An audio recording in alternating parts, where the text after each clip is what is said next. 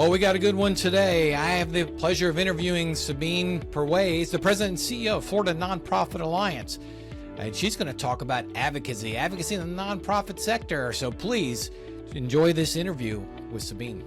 All right, as you heard in the introduction, I have the pleasure of interviewing Sabeen Perwaiz, who's the president and CEO of the Florida Nonprofit Alliance. Sabeen, thank you for joining the I-501CU podcast for nonprofit board members. Would you tell the audience a little bit about yourself and how you became president and CEO of the Florida Nonprofit Alliance? Sure, happy to, and thank you for having me. So I am a New Yorker at heart. I went to undergrad and school there and ended up in Jacksonville by accident. I met my husband, and as many great women end up in this lovely state, I came here for marriage and love.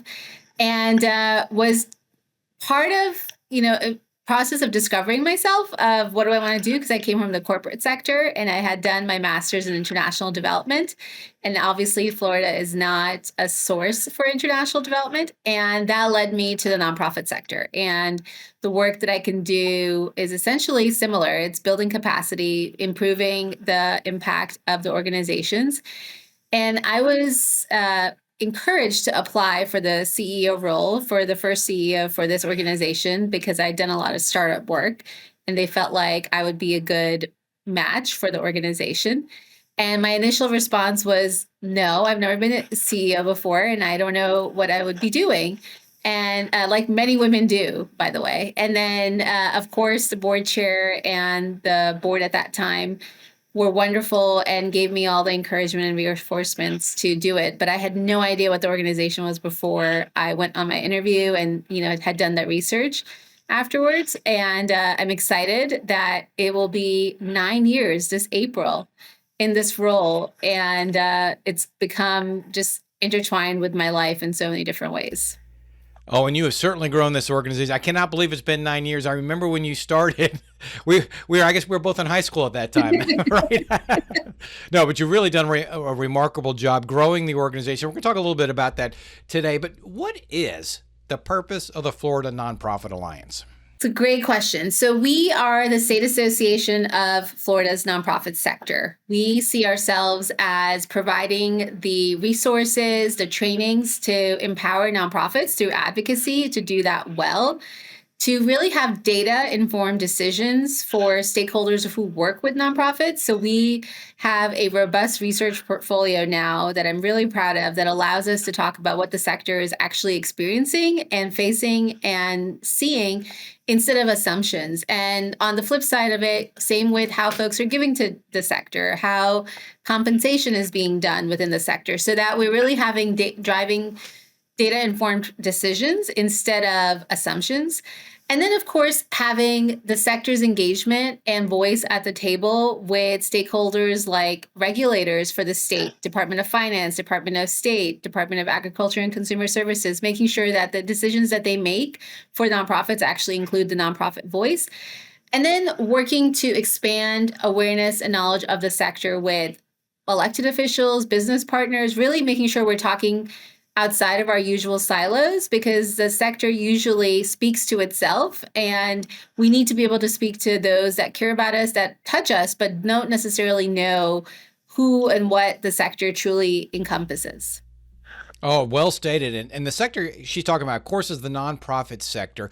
You touched on data and you've got a wealth of information and data, but I want to talk on the advocacy piece that you just wove into there. Advocacy. Oh, what a word in the nonprofit sector. Why is it such a threatening word? And why has historically nonprofits not been really involved in advocacy? Yeah, I feel like somewhere along the line, advocacy just became this word that is associated with you are going to lose your 501c3 status, which is just not true. Advocacy, I see as an umbrella that does include lobbying, and direct lobbying is very specific. But advocacy as a whole is something most nonprofits do. They just don't know that they're doing it and are not using that term to talk about it. Every time they meet with a funder and talk about their work, they're advocating for their organization. Every time they meet with stakeholders to talk about why the organization should exist, they're advocating. And for us, advocacy really came into play directly for the sector. And I think this tide started shifting was with the 2020 census. When we worked on that effort with FPN a couple of years ago, the sector started seeing how many decisions affect them indirectly that they just wouldn't touch because they thought, well, that's not my work. And then as a result of that, they now see that advocacy truly includes so many different pieces about work they're already doing, but being really strategic and deliberate in sharing that with elected officials, sharing that with their constituents, and empowering their board and their funders and their clients to also advocate on behalf of their organization to make sure that folks know what the sector is accomplishing. And that is something that we often get critiqued for. We don't want just to feel good stories. We want to know the impact, the ROI. Well, we have that. We just haven't been packaging it in a way that we can be distilling it down to all the stakeholders that care about the work.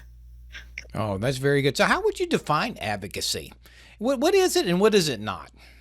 Advocacy is where you are actively working to change public perception or change an opinion of an issue or area that you are working on. And so for organizations, usually it is tied to, if you're working with women's health, then you are advocating for the rights of women to access their healthcare. And lobbying is where I think most folks associate the definition of advocacy, and they assume that it is only that. And lobbying is where you are specifically either for or against a piece of public policy, a piece of legislation that is an active play in that moment in time, or that is harming your organization and you're trying to get it, off the books. But that is direct lobbying. And that is where we have guardrails from the IRS around what is the threshold based on the budget size of your organization, on how much lobbying can you do, the forms that we have to fill out as a result of direct lobbying. But everything else is advocacy. And advocacy is being an ambassador, is being a cheerleader for the work that you're doing. And it is communicating it out to all of the respective stakeholders. I think that's the other piece. We often advocate for our work with donors, but we forget to think about the greater community that the work impacts, the economic impact our organizations have in our local, our regional, our statewide, representation. And that is the muscle we're trying to build with the nonprofit sector so that they do more of it and they're comfortable doing it and confident doing it. And I know you've got data that supports a lot of this. It allows nonprofits to advocate in the appropriate manner. But what can and should nonprofits do? You've touched on you work with regulators, you've talking to donors, but what else? What can nonprofits, should they be doing related to advocacy? I think media is one, sharing the stories, talking about how different decisions impact them, talking about their clients, their constituency. Our elected officials often want to know what's happening within their districts, how things are affecting their constituency. That is actively discussing that work. And that means, just like you send your newsletters, your one-pagers, your collateral to funders, send that to elected officials, send that to your chambers. One of the pieces of research that I'm really proud of is our economic impact research. The sector is in size comparable to construction and manufacturing as far as the number of people we employ. So not only are we improving the lives of Floridians, we are also a part of the economy of the state.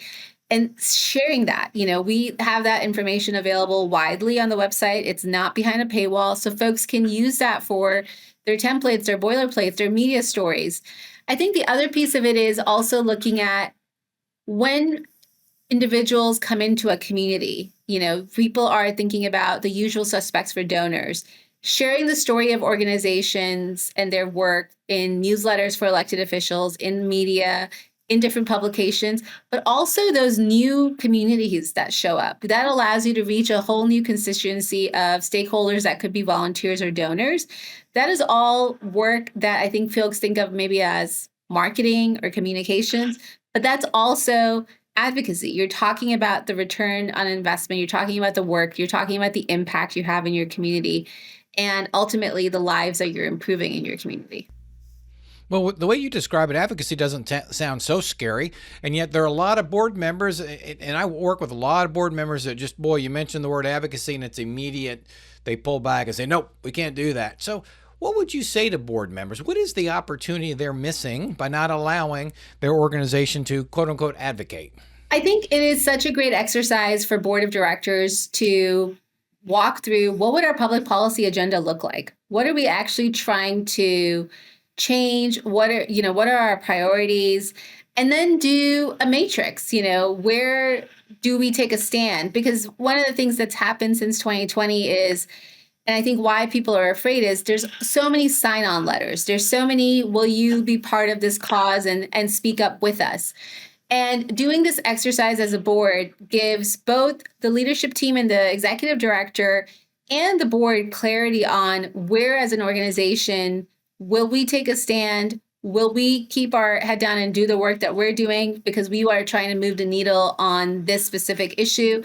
And it's helpful to have those conversations because everybody needs to be on the same page. You never want to be where we were before, which was this came up, what do I do? And you're having an urgent call with your board chair. And then the board chair is debating, do I call an urgent board meeting, this and that? Like, this can be proactive work that can be done thoughtfully and intentionally. And it doesn't have to be overwhelming. A policy agenda can be as simple as we're trying to eliminate, children without medical access. And what does that look like? Who are the partners? Who are the players? Who do we want to be in communication with? Who do we want to be under the tent with? Doing that research helps you better understand where and what you want to speak up for. And if you're not advocating, and I've shared this with some boards, you really you run the risk of not having the seat at the proverbial table, and getting your message out. And advocacy isn't a short-term game, right, Sabeen? You got to look at it. It's long-term, right? Can you talk a little bit about that? Yeah, I think sometimes folks react to everything being political, and we live in a very politicized world. But nonprofits are not just bipartisan; they are nonpartisan. We don't have, breast cancer organizations just for Republicans and breast cancer organizations just for Democrats. And we don't want that to be the case either. We are focused on helping women or men with breast cancer. And that is really important. So I think one of the pieces of guardrails is elections, for example. Boards are sometimes nervous around this because what if a candidate wants to come and present or wants to do a meet and greet or wants to do a speaker forum? Well, there are guardrails in place for that. If you are going to potentially consider one person, just make sure you invite every candidate running for that specific seat, or make a position to not allow any person that is a candidate to be part of a said program. Those are easy ways to course correct instead of completely shying away from it altogether. And then for politics, I think it's, again, focusing on what is the mission and what is the work. You don't have to speak up on every single thing. You have to look at what is the mission and what is the work. And that is why going through the exercise of a policy matrix or a policy agenda are really helpful in focusing on why are we all here and what do we care about. I think the other piece with advocacy also is you need to do this with the board, and then you also need to do this with the staff. Because now, on the flip side, and we keep hearing this from, younger employees of nonprofits, they want to take a stand on an issue immediately. They want to speak up right away. They want to potentially burn it all down and start from scratch. And you, as a leader, have to navigate both of those constituents. You have to navigate your board and your staff. And I think having these conversations with your board in advance allows you to be clear and direct with your team as well around here are our policies and here's why, because there's no way one person can navigate it all alone. And you need to be able to bring your team along with you to keep the workforce that we very much need. So if people are listening, and you touched on this a little bit, what could they do right now if they want to start advocating? And for those who are not watching and listening, I'm put that in quotes because advocacy, again, dangerous word. We can call it a number of other things. But what are some simple things every nonprofit should do? I think first and foremost, every nonprofit and their board needs to know that advocacy is totally legal and it's very much needed and it's part of the democratic process. I think advocacy can accomplish aims that direct services alone cannot. So public education, grassroots organizing, nonpartisan voter engagement, that's another piece around elections, like getting folks to register to vote, totally fine. Trying to convince them to vote for any one party, that's complicated and not allowed. Coalition building, consensus building for one issue area where there's a lot of players at hand. Advocacy is really important in that. sense because you need to create a coalition. You need to be aligned in the work that you're doing. And for a starting point, I would look at really working through what would our policy agenda look like? What would we put on there? Look at some samples, and we're happy to help with that as well. There are some that are very granular and some that are very broad and encompass a lot.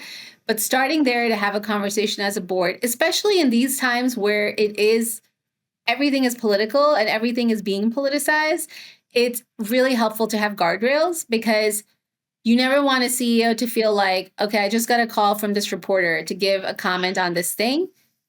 Am I allowed to do that? Is this okay? Or if a board member reads that quote afterwards and then they go, well, why did you speak up? We're not even on this issue, and et cetera. I think first and foremost, forming a meeting to talk about what is our policy agenda and what are our policy guardrails is just helpful and, in my opinion, part of regular processes for a nonprofit. In Florida Nonprofit Alliance, y'all have a lot of support, a lot of tools, a lot of education for nonprofits. So to those folks listening that may want to learn a little bit more, what resources are available to them if they're in the nonprofit community? Yeah, we very much as a state association don't go into, trainings that are how to fundraise, how to develop your board, et cetera. We leave that to our regional capacity builder friends because that is their expertise.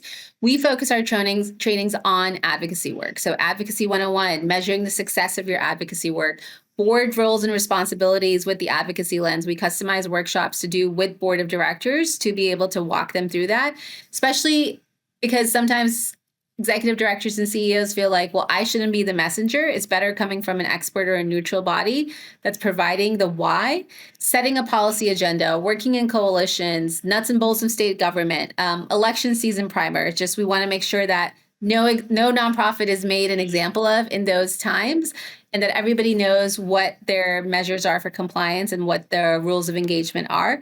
And those are trainings that we do year round so that individuals know. In addition to that, we also have our own policy agenda and we follow what's happening statewide, federally, and as well as locally, especially when there's a bill that we feel like could be replicated in different counties or in different communities and impact the entire sector. So we are always looking out for legislation that would impact nonprofits.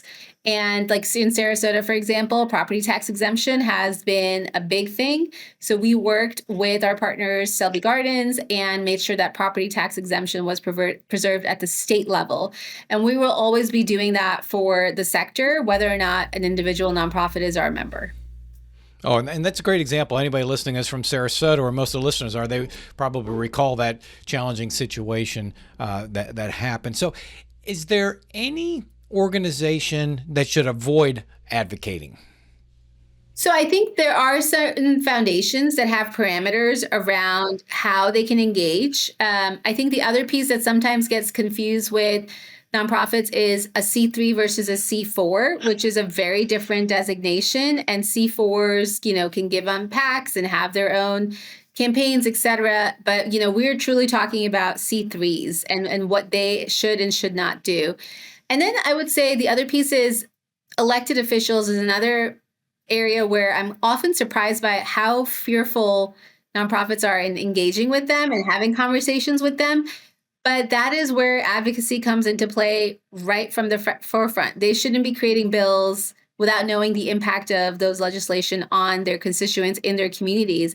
And it is most important for us to advocate with them on a local level, right in your backyard, as well as statewide, not just federally. I think a lot of attention goes to federal, but everything is local. There are more bills filed locally than there are federally. And if I'm, a couple of things. I was surprised when I work with nonprofits how few go visit their state legislators, right? So they should do that. If you could talk a little bit about that. And when you go do that, what do you talk about? So I think it depends on the organization. We just held Florida's first ever Florida Nonprofit Day in Tallahassee last month in February. And with a great delegation from Sarasota, as well as all of the major metros across the state. There were seasoned nonprofit organizations in the group, and there were first-timers in the group. And for the first-timers, we encourage them to leverage our data to talk about the power of the sector and the economic impact of the sector in their communities and the value the sector brings in their region, in their district, et cetera. For the seasoned folks, there were making sure that their appropriations were going to be okay. They were familiar and had already submitted their documents for their bill, their appropriations request, which is another piece that newbies often don't realize. Just because session starts in March doesn't mean the work starts in March. The work started back, in the fall, and then the papers, the forms that are required were submitted weeks ago. And so if you show up in March asking for something, it's almost too late.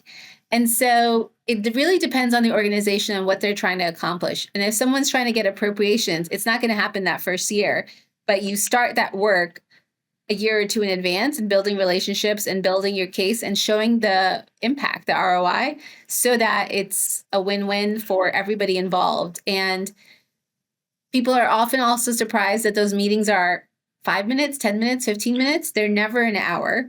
And you need to know what your elevator pitch is. Literally, it could be in an elevator. It doesn't have to even be in that room, because you are taking the same elevators as some of these electeds with their staffers. And I think that's the other piece as well. The local district offices, they're there.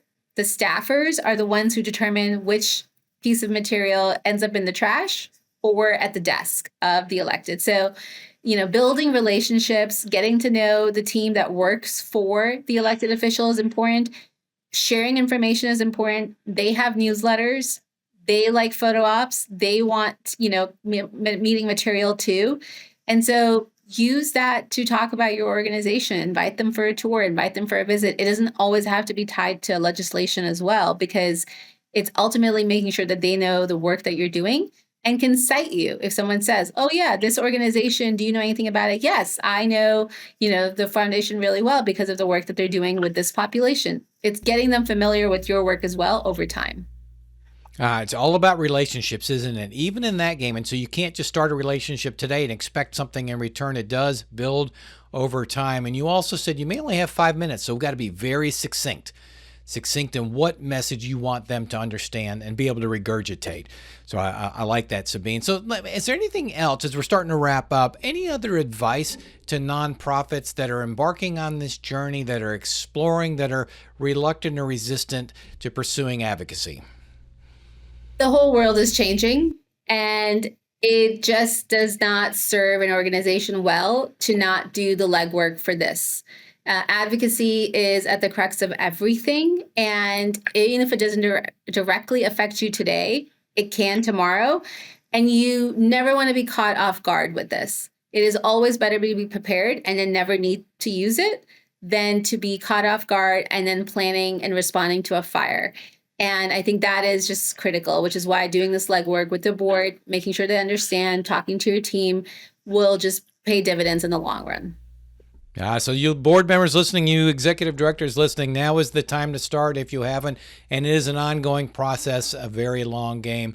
Sabeen Perwaiz, thank you so much for coming on the I-501-CU, the podcast for nonprofit board members. How can people find more information about you and the Florida Nonprofit Alliance? They can visit flnonprofits.org and see a full list of our advocacy trainings, our research portfolio. And then also, if they have any questions, they are welcome to reach out to myself or any of our team across the state to help with their needs. Great. Thank you so much, Sabeen, for coming on, and look forward to seeing the work you do across our state. Thank you, Michael. All right, great interview with Sabeen. And now we're going to have recapping with Reed. Reed, what are your takeaways from the conversation with Sabeen? Every nonprofit and board needs to know advocacy is totally legal. There you go. Don't be afraid of it. Number 2. When it comes to advocacy, focus on your mission. You do not have to speak up on every issue. Oh, that's well stated. And number 3. When it comes to what nonprofits can do for advocating, share your story through social media, through the media. You can share your story. Yeah, and that's real easy to do. That's all it is. And she even said, you're just the ambassador of the organization, sharing your story in a lot of cases. And then you can go from there. So there you have it, ladies and gentlemen, recapping with Reed and his 3 takeaways from our conversation with Sabeen Perwaiz, the president and CEO of Florida Nonprofit Alliance. And we will, I-501, see you next week.